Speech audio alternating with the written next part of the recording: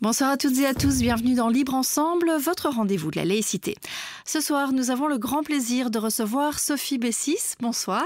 Bonsoir. Vous êtes historienne, journaliste, ancienne secrétaire générale adjointe de la Fédération internationale pour les droits humains notamment, parmi bien d'autres choses. Vous êtes née à Tunis, mais vous avez passé votre vie entre la Tunisie et la France. Spécialiste du Maghreb, vous avez écrit une quinzaine d'ouvrages sur les relations nord-sud, sur la Tunisie, sur la condition des femmes dans le monde arabe aussi. Et parmi vos derniers ouvrages, on peut citer Histoire de la Tunisie de Carthage à nos jours, publié en 2019, La double impasse, l'universel à l'épreuve des fondamentalismes religieux et marchands, publié en 2014, ou encore Les Valeureuses, 5 Tunisiennes dans l'histoire en 2017. Et là, vous venez de publier un ouvrage marquant qui en dit beaucoup sur vous, je trouve, sur le monde qui nous entoure, sur le conflit israélo-palestinien et sur votre relation à Hannah Arendt, puisque cet ouvrage, c'est une lettre à Hannah Arendt intitulée « Je vous écris d'une autre rive », publiée chez Elisade. Libre Ensemble, Vinciane Colson, Jacques Nizan. Alors ma première question, elle peut paraître un peu bateau, j'ai envie de dire, mais en même temps elle me paraît essentielle. Qu'est-ce qui vous a poussé, en plein confinement, à lui écrire pourquoi Hannah Arendt? J'avais l'idée d'écrire Hannah Arendt avant le confinement. Puisque mon éditrice avait créé cette collection Lettres A, des personnages célèbres, et m'avait demandé d'écrire la première de ces contributions.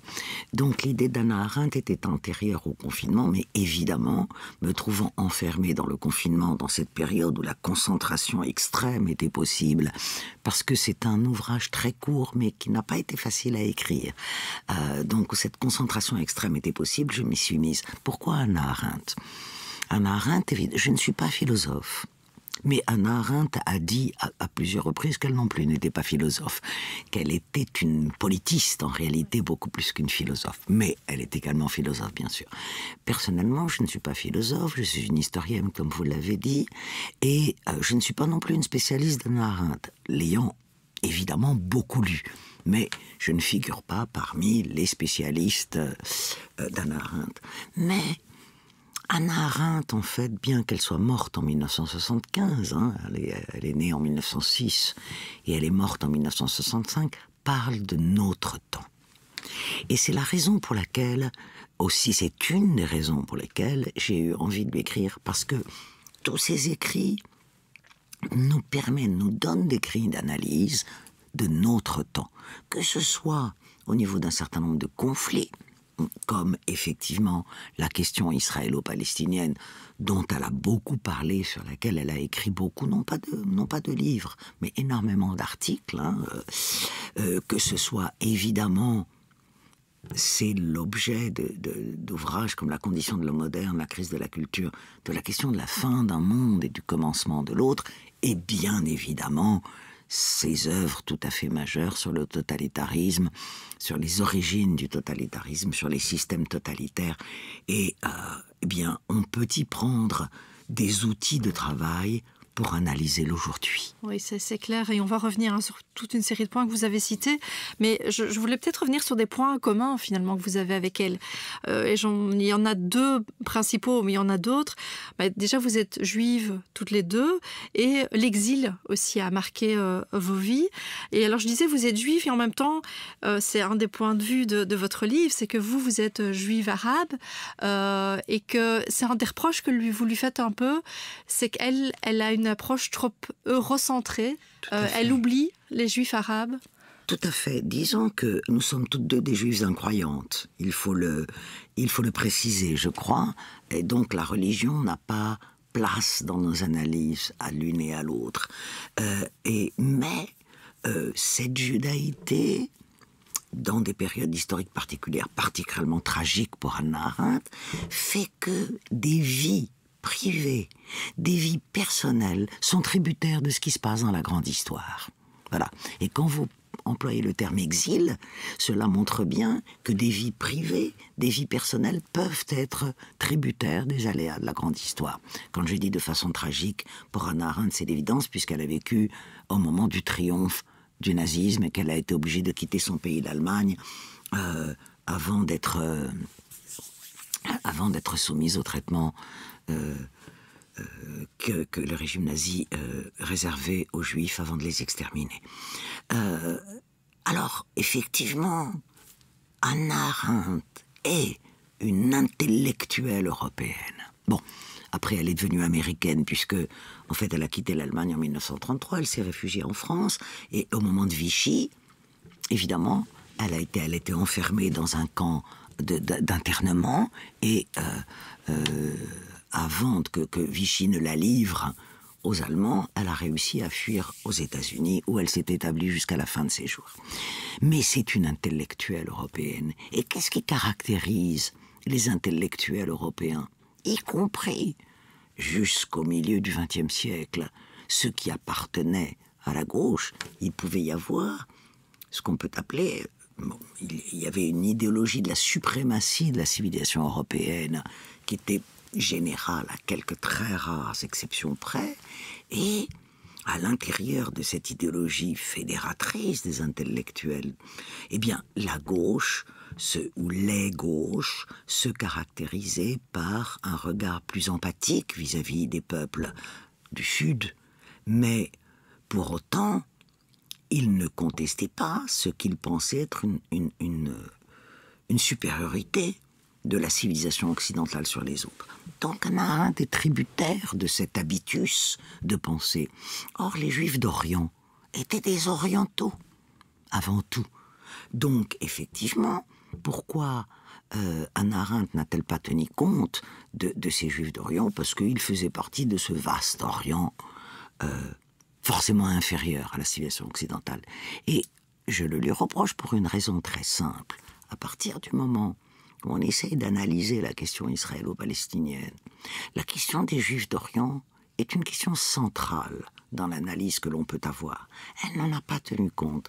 Ce qui fait que dans son analyse, parfois tout à fait visionnaire de cette question israélo-palestinienne, une analyse beaucoup plus éclairée et beaucoup plus éclairante que beaucoup de gens de son époque. Mais il y a une aporie dans cette analyse. Et l'aporie, c'est la non prise en compte du judaïsme oriental.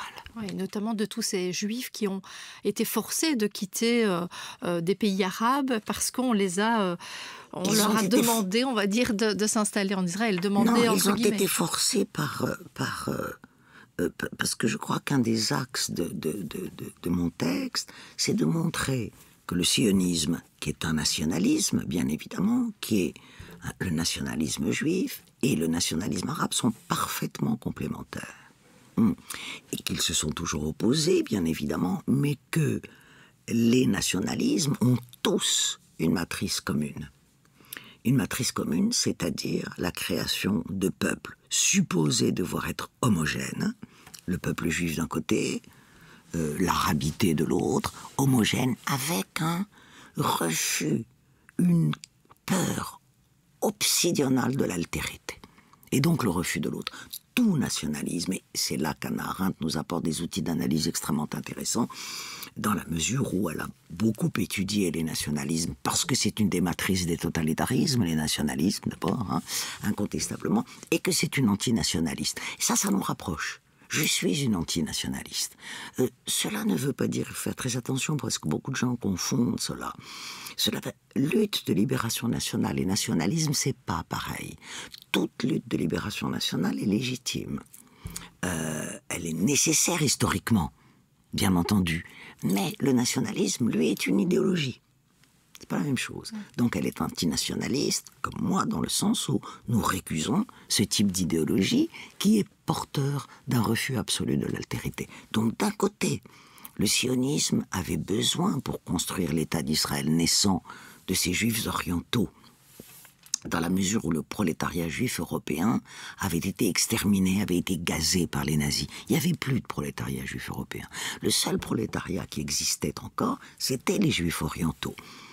Et donc le sionisme, l'État sioniste naissant, en avait besoin. Mais d'un autre côté, à partir des indépendances, où, à la fin des années 40 pour les pays du Moyen-Orient et à la fin des années 50 pour les pays du Maghreb, ce nationalisme arabe a refusé ces minorités également. Et donc, eh bien, surtout sa minorité juive, et donc la minorité juive a été forcée par sous différentes modalités, on va dire. Toutes les modalités du départ des Juifs dans le monde arabe n'ont pas été les mêmes, mais a été forcée de quitter, a été plus ou moins, on va dire, forcée de quitter ce territoire. Les territoires dans lesquels ces minorités vivaient depuis des siècles, sinon depuis des millénaires. Et donc, c'est là que je dis que ces deux nationalismes sont complémentaires. Le nationalisme sioniste avait besoin de ces Juifs orientaux pour construire l'État d'Israël, et le nationalisme arabe voulait s'en débarrasser. Oui, pour reprendre des mots de votre livre, vous dites les nationalismes s'alimentent l'un l'autre pour le pire, jamais pour le meilleur. Je pense que ça résume assez bien ce que vous disiez. Et de nouveau, pour parler d'un autre point sur le nationalisme que vous citez dans le livre, c'est que vous citez Théodore Herzl qui disait qu'une nation est un groupe d'individus liés par un ennemi commun. Ils font donc que dans l'imaginaire israélien, l'arabe d'aujourd'hui remplace l'européen d'hier comme figure emblématique d'une menace existentielle. Et Hannah Arendt appelait ça la solidarité négative. Et elle disait que cette solidarité négative était terrifiante. Est-ce que vous pouvez nous expliquer en quoi, finalement, cette solidarité négative est toujours présente aujourd'hui ? Oui, alors Hannah Arendt parlait de la solidarité négative dans un autre contexte, mais je reprends cette formule parce qu'elle me semble extrêmement éclairante. Effectivement, quand on est lié par l'existence d'un ennemi commun, et cela s'applique parfaitement à l'État d'Israël aujourd'hui, que serait l'État d'Israël si c'est un État qui n'était pas constamment en guerre ? Car Israël est un pays extrêmement hétérogène, en réalité. D'abord parce que les minorités juives sont tout à fait différentes l'une de l'autre, de culture, de tradition. Un juif polonais et un juif yéménite, c'est pas exactement la même histoire. Même si le sionisme, dans la mesure où le sionisme est une idéologie née en Europe, a voulu réduire la pluralité juive à l'histoire des juifs européens. Il ne faut pas oublier que les Juifs ont été, jusqu'au XIXe siècle, beaucoup plus persécutés en Europe qu'ils ne l'ont été en Orient.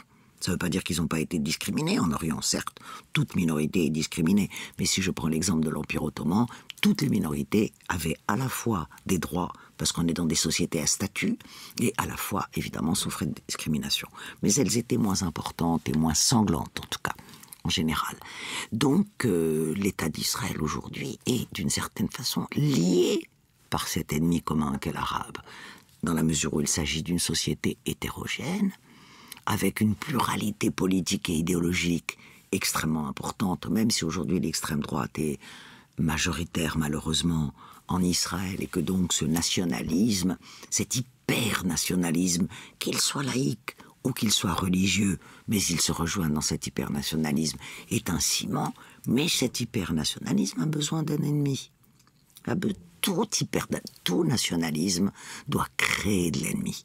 Alors parfois, c'est une extrême valorisation d'un ennemi réel, ou d'un adversaire réel, et parfois c'est la création de toute pièce d'un ennemi. Mais tout nationalisme a besoin d'un ennemi. Alors, voilà, l'hypernationalisme allemand qui a été le nazisme a fait du juif l'ennemi emblématique qu'il fallait supprimer de la surface de la terre, tellement il était dangereux. Et on peut retrouver ce type. Et c'est pourquoi ce terme de solidarité négative me paraît être un terme qui peut être un outil d'analyse pour l'aujourd'hui. Et c'est vrai que, vous le disiez en début d'émission, les analyses d'Hannah Arendt sont criantes d'actualité. Et il y a beaucoup de ces textes où on se dirait... on a l'impression qu'elle vit à notre époque. Et d'ailleurs, par rapport à la question israélo-palestinienne, vous dites « Rien ne s'est passé comme vous le souhaitiez », quand vous écrivez donc Hannah Arendt, « Tout, au contraire, a eu lieu comme vous l'aviez prévu ». Vous pensez vraiment qu'elle envisageait le pire tel qu'il est aujourd'hui, tel que le gouffre dans lequel on est aujourd'hui? Elle n'envisageait pas le pire. Le pire était impossible parmi d'autres. Voilà, dans ses analyses. En fait, Hannah Arendt, dans sa jeunesse, a été sioniste. Elle est même allée en Palestine au tout début des années 30, me semble-t-il, pour participer à la création d'un kibboutz ou quelque... Bon. Et puis après, elle s'est définie très vite, après la Deuxième Guerre mondiale, non pas comme anti-sioniste, mais comme non-sioniste, parce qu'elle était antinationaliste. Et donc, elle a fait partie de ces gens tout à fait visionnaires. Elle croyait en la légitimité d'un foyer juif en Palestine.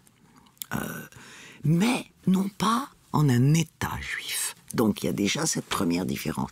Oui à un foyer juif en Palestine, non à un État juif. Et donc ce foyer juif devait s'inscrire soit dans un État multinational, soit dans une fédération, dans un État fédéral. Donc elle a envisagé toutes ces possibilités. L'État fédéral, l'État multinational, donc elle a fait partie de ces visionnaires.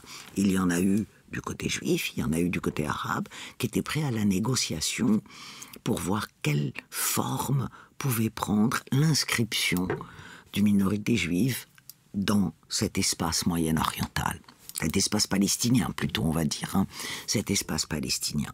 Et très vite, à partir de 1948, si mes souvenirs sont bons, sinon avant, elle fait une critique extrêmement virulente du nationalisme sioniste, puisqu'elle va même en 1948 jusqu'à traiter Menahem Begin, qui prendra plus tard le pouvoir, qui gagnera les élections en 1977, de national-socialiste, en disant « Attention, ces gens-là sont extrêmement dangereux. Ils sont extrêmement dangereux parce que ils veulent... Ils ont une conception extrêmement étroite de l'appartenance, de l'identité de la nation, et une conception exclusive, et une conception qui exclut l'autre. Avec ces gens-là, on ne peut pas discuter. C'est ce que dit Hannah Arendt très tôt. Donc elle est extrêmement méfiante vis-à-vis de ce qu'on a appelé l'aile révisionniste du sionisme, hein, le sionisme de droite, l'aile de Jabotinsky, hein, c'est Jabotinsky dont d'ailleurs Netanyahou est un des disciples, et donc c'est tout de suite inscrite contre cette aile ultranationaliste du sionisme, met en garde donc les Juifs de Palestine de l'époque contre cette aile ultranationaliste. Et quand je dis tout s'est passé comme vous l'aviez prévu, c'est que c'est cette aile la plus à droite du sionisme qui a gagné aujourd'hui en Israël. Oui, on voit que vous êtes sans complaisance, et c'est là de nouveau un point commun entre vous et elle, c'est cette non-complaisance envers aussi bien le nationalisme juif israélien que le nationalisme palestinien, arabe. Non, attention, je parle plus du nationalisme arabe que du nationalisme palestinien. D'abord, le nationalisme, je veux dire, et là, je reprends ce que je vous disais tout à l'heure, libération nationale et nationalisme, c'est pas pareil. Donc, que les Palestiniens revendiquent les droits auxquels ils ont droit, si je pouvais employer ce pléonasme, revendiquent leurs droits, revendiquent leur place, revendiquent soit un État à eux, soit autre chose, parce qu'aujourd'hui, quel va être l'avenir et comment va se résoudre la question palestinienne, bien malin serait celui qui peut y croire. Alors évidemment, il y a la question des deux États, mais aujourd'hui, la colonisation israélienne de ce qui reste de Palestine est tellement importante qu'on se demande comment la chose pourrait se réaliser. Mais c'est une critique du nationalisme arabe, effectivement, parce que l'idéologie nationaliste arabe a été extrêmement discriminante, parce qu'elle exclut l'autre de sa sphère, et qu'elle a... Alors, vous en avez plusieurs types, évidemment. Vous avez un nationalisme très religieux, vous avez un nationalisme plus séculier, qui a été le nationalisme nassérien, le nationalisme du Baas irakien, du Baas syrien, etc., plus séculier, mais qui pour autant n'a jamais été laïque. Bon, même s'il y a eu des laïcs au sein des mouvements nationalistes, le nationalisme, quand il est arrivé, les nationalismes arrivés à la tête de l'État ont tous composé avec la sphère religieuse et certains ont été tout à fait séculiers, mais pas laïcs, et j'institue cette différence entre sécularisme et laïcité. C'est pas pareil. Et donc, ils ont... Alors, évidemment, on ne pouvait pas exclure toutes les communautés. Les minorités chrétiennes étaient beaucoup trop importantes en Égypte, avec quand même la minorité copte qui fait à peu près 10% de la population égyptienne, les minorités importantes chrétiennes en Irak, en Syrie. Mais où il y a eu des discriminations incontestables donc vis-à-vis de ces minorités. Et au Maghreb, où après le départ des minorités juives, eh bien, la quasi-totalité de la population est musulmane, et en plus non seulement musulmane, mais sunnite, à part quelques petites minorités ibadites et de rite malékite, eh bien, le nationalisme maghrébin s'est appuyé sur cette appartenance exclusive au nationalisme arabo-musulman. Voilà.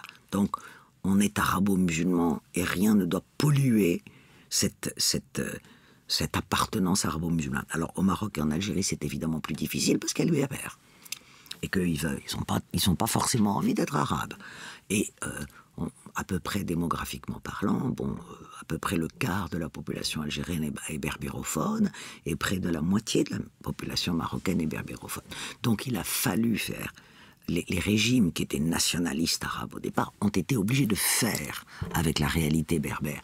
Mais tout de même pèse ce surplomb arabo-musulman et cette peur, cette volonté. Vous savez, les nationalismes, c'est l'unicité, en fait. C'est être un.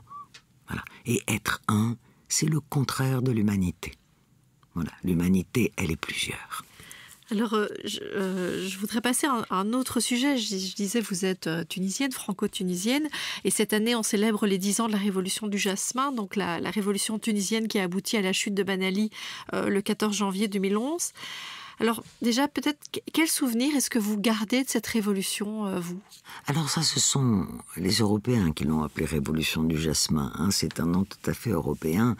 En Tunisie, on l'a appelée la révolution tout court. Et dans les régions intérieures du pays, on l'appelait plutôt la révolution du cactus, d'ailleurs, parce qu'elle était pleine d'épines.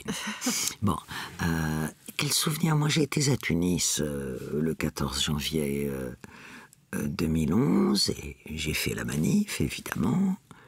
Et puis après, j'ai été très très souvent à Tunis dans les mois qui ont suivi la révolution et la chute de la dictature, dans la mesure où je faisais partie de cette instance qui a été une espèce de parlement de transition qui s'appelait la haute instance pour la sauvegarde de la révolution, la transition démocratique et la construction politique, quelque chose comme ça. Elle avait un nom à tiroir. Bon. Et dans laquelle nous avons fait les lois qui ont abouti aux premières élections d'octobre 2011.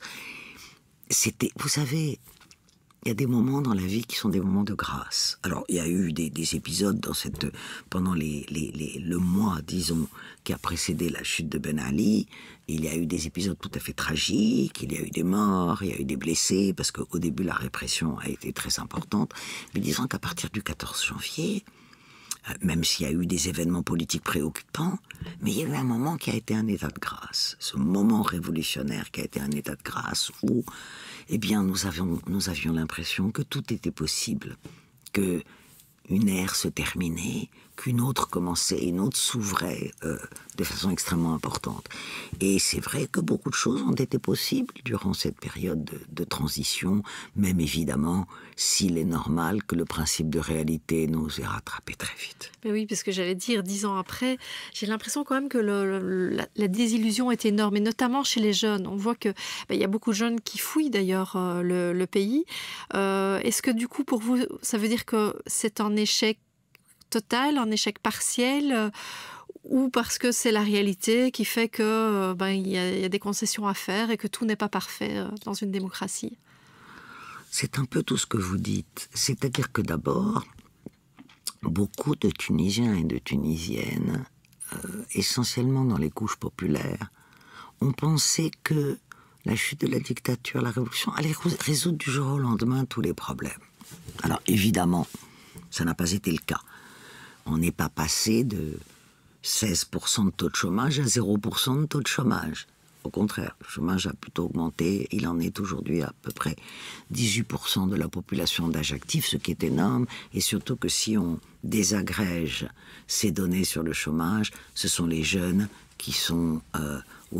c'est chez les jeunes que les taux de chômage sont les plus importants, et beaucoup chez les jeunes diplômés, dans la mesure où comme dans beaucoup de pays du même degré de développement que la Tunisie, la formation universitaire et la demande du marché de l'emploi sont... L'un n'est pas adapté à l'autre. Oui, voilà. Et donc, alors évidemment, on a mis trop d'espoir, probablement, dans cette chute de la dictature. Moyennant quoi, quand il y a un excès d'espoir, il y a un excès de désillusion, incontestablement. Ce qui est le cas.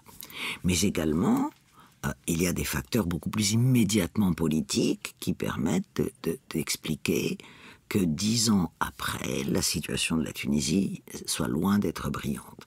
D'abord, très vite, aux premières élections démocratiques, le parti islamiste Nahda a eu la majorité à l'Assemblée constituante et depuis, sous une forme ou sous une autre, depuis 10 ans, associé, disons, au pouvoir. Et quand il n'en a... Et dans les 2 premières années et demie, il en a eu l'exclusivité de ce pouvoir. Or, sa politique a été totalement catastrophique. Je ne parle même pas de ses principes sociétaux, de son caractère réactionnaire, etc., etc. Mais économiquement, il ne faut pas oublier que les islamistes, en Tunisie ou ailleurs, ont 2 caractéristiques principales. Économiquement, ce sont des ultralibéraux. Tous. Et sociétalement, évidemment, ce sont des réactionnaires et des hyperconservateurs. L'un allant d'ailleurs très bien avec l'autre, ce que l'on a tendance à oublier. Et que donc... Ce que vous décrivez d'ailleurs très bien dans votre livre « La double impasse ». Tout à fait. Dans La double impasse, j'accorde beaucoup de place à cette question-là. Et donc, les islamistes ont continué une politique libérale qui ne pouvait pas résoudre les problèmes de la Tunisie. Et puis, arrivés au pouvoir... Ils ont été élus parce que aussi, pas seulement du fait de la religiosité des Tunisiens, mais du fait que, comme ils n'avaient jamais participé au pouvoir, qu'ils avaient été atrocement réprimés sous la dictature de Ben Ali, les Tunisiens et Tunisiennes se sont dit, ils sont propres. Ils ne sont pas corrompus. Ils sont propres. Donc on va les essayer, parce qu'il y a un certain pragmatisme chez les lecteurs. Et alors ils ont appris très vite la corruption. Alors là vraiment... extrêmement vite, sont devenus aussi corrompus que les autres. Et ils se sont constitués une base sociale aussi, qui fait qu'à l'époque islamiste, il y a eu des milliers, des dizaines de milliers de recrutements dans la fonction publique. Et donc, cela a accentué aussi le déficit budgétaire de la Tunisie. Aujourd'hui, les salaires de la fonction publique et du secteur public tunisien accaparent plus de 15% du produit intérieur brut tunisien. C'est pas gérable. Hein, c'est pas gérable. Donc il y a eu comme ça une série d'erreurs. Les gouvernements successifs, donc en fait, n'ont eu aucune vision. Quelle Tunisie voulait-on construire? Qu'est-ce qu'on voulait faire? Personne n'en a eu la moindre idée. Donc on a géré au jour le jour. Et on a mal géré au jour le jour ce pays. Ce qui fait que les frustrations se sont accumulées et qu'aujourd'hui, elles ont atteint un niveau tout à fait préoccupant.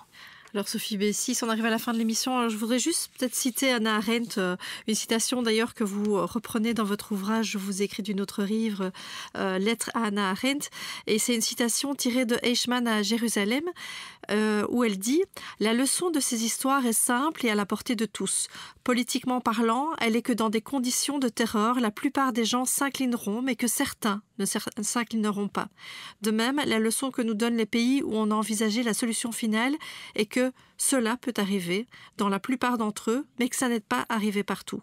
Humainement, il n'en faut pas plus et l'on ne peut raisonnablement pas en demander plus pour que cette planète reste habitable pour l'humanité. » C'est un peu une forme de deuil de l'idéal que vous faites. Oui, cette forme de deuil de l'idéal est une formule que j'emprunte à une écrivaine libanaise, à Dominique Eddé.